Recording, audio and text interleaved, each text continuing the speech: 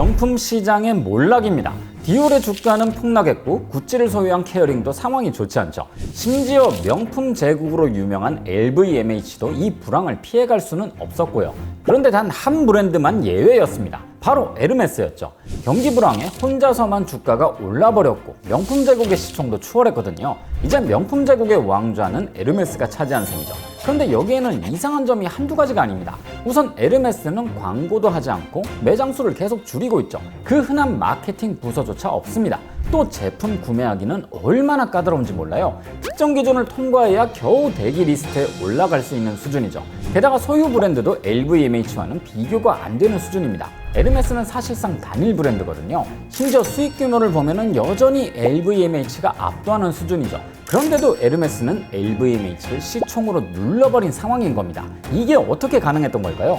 오늘 영상에서는 이 시대 가장 명품다운 명품이 된 브랜드 에르메스의 철학과 판매 전략에 대한 고급지고 럭셔리한 이야기를 해드리죠. 오늘의 수요시장 명품 시장의 새로운 왕 에르메스입니다. 에르메스의 전통은 180년이 넘습니다. 그러나 우리가 아는 지금의 에르메스는 20세기 중반 이후에 만들어졌죠. 에르메스의 상징인 말 로고와 오렌지 박스도 1950년대에 생겼고 켈리백이란 이름도 모나코 공비가 된 그레이스 켈리가 에르메스 백을 들면서 생겼거든요. 하지만 에르메스가 특별한 이유는 따로 있습니다. 다른 명품 브랜드가 대중화에 집중할 때 에르메스는 소수를 위한 브랜드가 됐거든요. 브랜딩과 생산을 철저하게 통제했던 거죠. 대표적인 반대의 예가 바로 LVMH 그룹입니다. LVMH는 다양한 브랜드를 가진 채로 생산 공정만 통합해서 효율을 높였거든요. 선진국의 중산층들을 위한 명품의 선두주자가 됐던 거죠. 명품의 대중화는 덤이었고요. 이 전략 덕분에 LVMH는 지난 2010년대 후반부터 2020년대 초반까지 전 세계적 호황과 자산시장의 화랑 동안의 명품 제국이 될 수 있었던 겁니다. 그런데 에르메스는 정반대였습니다. 효율적인 생산과 판매보다는 한 제품을 한 장인이 처음부터 끝까지 만든다는 점을 고집했고 당연히 생산 효율은 최악이었죠. 뭐 이런 방식이 생산 속도가 느리긴 했어도 희소성은 어마어마했거든요. 하지만 충격적인 건 명품 시장 호황기에도 판매량을 늘리는데 전혀 관심이 없었다는 겁니다. 실제로 90년대 이후 가맹점을 줄여왔고 오히려 직영점만 늘렸거든요. 거기다 판매 통제권도 강화했고 또 그 흔하다는 라이선싱 사업도 함부로 버린 적이 없었죠. 그리고 활용점정으로 에르메스에는 마케팅 부서가 없습니다. 그런데 에르메스에는 이 모든 게 충분히 납득 가능한 이야기입니다. 항상 수요가 공급을 초과했거든요. 에르메스의 제품은 원래 돈이 있어도 사기 힘든 제품으로 유명합니다. 특히 켈리백, 버킨백 같은 것은 생산량이 한정되어 있기 때문에 구매 대기 리스트에 이름을 올려야죠. 그러나 더 웃긴 건 이 리스트에 이름을 올리는 것도 아무나 못합니다. 구매 실적이 있어야 하거든요. 에르메스 제품을 열심히 사면서 충성 고객이란 걸 입증을 해야 제품을 살 자격이 생긴다는 겁니다. 그리고 나서도 짧게는 몇 달 혹은 연 단위로 기다려야 하는 거예요. 오죽하면은 미국에선 백 하나 사는 게 왜 이렇게 어렵냐라고 소송을 건 적도 있었죠. 그러나 결과는 당연하게도 에르메스의 완승이었고요. 판사도 이렇게 말했습니다. 에르메스가 1년에 버킨백을 5개 만들고 이걸 100만 달러에 팔기로 했다면 그건 그들의 자유다라고요.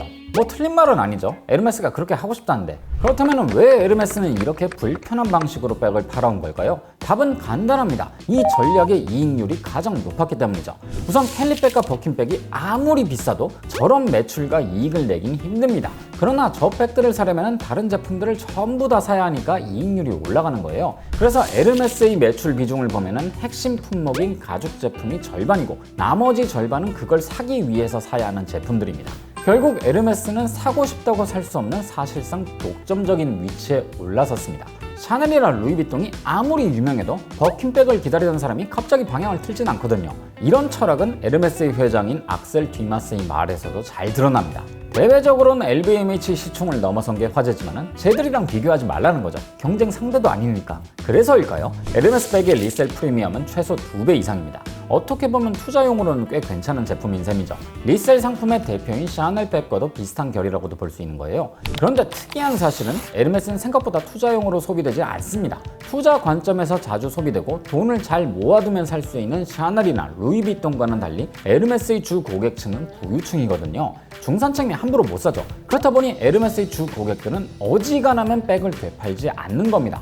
되팔 생각도 없고 되팔 이유도 없는 거죠. 그냥 수집이 목적이니까요. 지난 2년간 명품 시장은 침체기였습니다. 가장 큰 이유는 10여 년간 명품을 가장 많이 사오던 전 세계 중산층의 지갑이 얇아졌기 때문이죠. 이제는 예전만큼의 소비 여력이 없는 거예요. 그래서 중산층 타겟 명품들이 전부 부진을 겪는 중인 겁니다.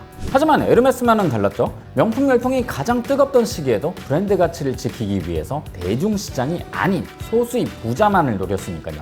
이 차이가 지금 같은 불황에서도 에르메스를 지키는 든든한 방패가 된 겁니다. 보통 불황이 와도 부유층의 소비에는 큰 변화가 없으니까요. 이런 철저한 브랜드 철학은 이 사건에서도 잘 드러납니다. 메이슨 로스차일드라는 사람이 버킨백의 디자인을 모방해서 메타버킨이라는 이름의 NFT를 출시했는데요. 에르메스가 바로 소송을 걸었고 승소했죠. 그런데 여기서 재밌는 건 다른 명품 브랜드들은 짝퉁에 눈을 감아주는 경우가 생각보다 많다는 겁니다.